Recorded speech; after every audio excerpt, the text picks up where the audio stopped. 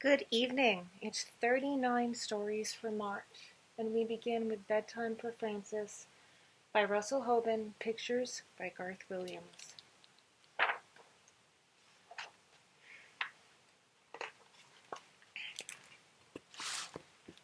The big hand of the clock is at 12. The little hand is at 7. It is 7 o'clock. It is bedtime for Francis. Mother said, "It is time for bed." Father said, "It is time for bed." Francis said, "I want a glass of milk." "All right," said Father. "All right," said Mother. "You may have a glass of milk." Francis drank the milk. "Carry me to my room, Father," said Francis. "All right," said Father. "Piggyback," said Francis. So Father carried her piggyback to her room. Father kissed Francis good night. Mother kissed Francis good night. Francis said, "May I sleep with my teddy bear?" Father gave her teddy bear. Francis said, "May I sleep with my doll too?" And Mother gave her the doll. "Good night," said Father. "Good night," said Mother. "Did you kiss me?" said Francis. "Yes," said Mother. "Yes," said Father. "Kiss me again," said Francis. Father kissed her again. Mother kissed her again. They closed the door. "May I have my door open?" said Francis. Father opened the door. "Good night," said Mother. "Good night," said Father. "Good night," said Francis. Francis could not sleep. She closed her eyes, but she still could not sleep. So she began to sing a little song about the alphabet. So she made it up as she went along.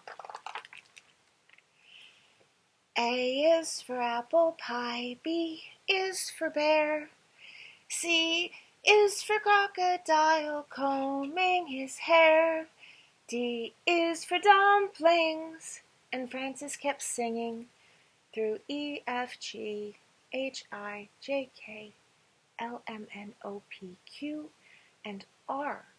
And she had no trouble until she got near the end of the alphabet. S is for sailboat, T is for tiger, U is for underwear down in the dryer. And Francis stopped because dryer did not sound like tiger. And she started to think about tigers. She thought about big tigers and little tigers and baby tigers and mother and father tigers, sister tigers and brother tigers, aunt tigers and uncle tigers. "I wonder if there are any tigers around here," she said. Francis looked around her room. She thought maybe she could see a tiger in the corner. She was not afraid, but she wanted to be sure. So she looked again. She was sure she could see a tiger. She went to tell Mother and Father. "There is a tiger in my room," said Francis. "Did he bite you?" said Father. "No," said Francis. "Did he scratch you?" said Mother. "No," said Francis. "Then he is a friendly tiger," said Father. "He will not hurt you. Go back to sleep." "Do I have to?" said Francis. "Yes," said Father. "Yes," said Mother. Father kissed her. Mother kissed her. Francis went back to bed and finished her song on the way. She closed her eyes again. She still could not sleep. Francis opened her eyes and looked around. She saw something big, dark. "Giants are big and dark," she thought. "Maybe that is a giant. I think it is a giant. I think that giant wants to get me." And she went into the living room. Mother and Father were watching television and having tea and cake. Francis said, "There's a giant in my room. May I watch television?" "No," said Mother. "No," said Father. Frances said, "The giant wants to get me. May I have some cake?" Father gave Frances a piece of cake. Father said, "How do you know he wants to get you?" Frances said, "Isn't that what giants do?" Father said, "Not always." "Why don't you ask him what he wants?" And Frances went back to her room. She went right over to the giant. She said, "What do you want, giant?" And she took a good look at him. There was no giant. It was just the chair and her bathrobe. So she went to bed again. Frances was very tired, not very tired, and did not close her eyes. She looked up at the ceiling. There was a crack in the ceiling. And she thought about it. Maybe something will come out of that crack, she thought. Maybe bugs or spiders. Maybe something with a lot of skinny legs in the dark. She went to get Father. He was brushing his teeth. Frances said, "Something scary is going to come out of the crack in this ceiling. I forgot to brush my teeth." Father said, "You brush your teeth, and I will have a look." Frances brushed her teeth. Brusha, brusha, brusha. Father came back and said, "Nothing could come out of such a little crack. But if you are worried about it, get somebody to help you watch. You can take turns." Frances told her teddy bear to watch. They took turns for a while. Then Frances got tired of it and let Teddy do all the watching. Frances got up and went to the bathroom. When she came back, she was not sleepy at all. The window was open and the wind was blowing the curtains. "I do not like the way those curtains are moving," said Frances. "Maybe there is something waiting, very soft and quiet. Maybe it moves the curtains just to see if I am watching." And she went into Mother and Father's room to tell them.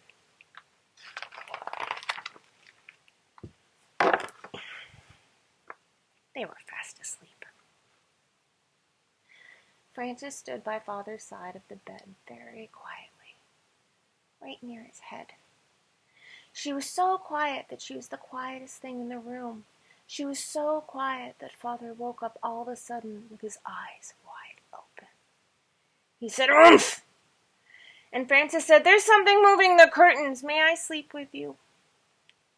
Father said, "Listen, Frances, do you want to know why the curtains are moving?" "Why?" said Frances. "That is the wind's job," said Father. "Every night, the wind has to go around and blow all the curtains." "How can the wind have a job?" said Frances. "Everybody has a job," said Father. "I have to go to my office every morning at 9 o'clock. That is my job. You have to go to sleep so you can be wide awake for school tomorrow. That is your job." Frances said, "I know, but—" Father said, "I have not finished. If the wind does not blow the curtains, he will be out of a job. If I do not go to the office, I will be out of a job. And if you do not go to sleep now, do you know what will happen to you?" "I will be out of a job?" said Frances. "No," said Father. "I will get a spanking?" said Frances. "Right," said Father. "Good night," said Frances, and she went back to her room. Frances closed the window and got into bed. Suddenly there was a noise at the window. She heard bump and thump. "I know something will get me this time," she thought. She jumped out of bed and went to tell Mother and Father. And when she got to their door, she thought about it some more and decided not to tell them. She went back to her room, and Frances heard the noise at the window again, and she pulled the covers over her head. "I wonder what that is," she thought. "If it is something very bad, Father will have to come and chase it away." And she pulled off the covers and stood on her bed so she could look out the window. She saw a moth bumping against the window.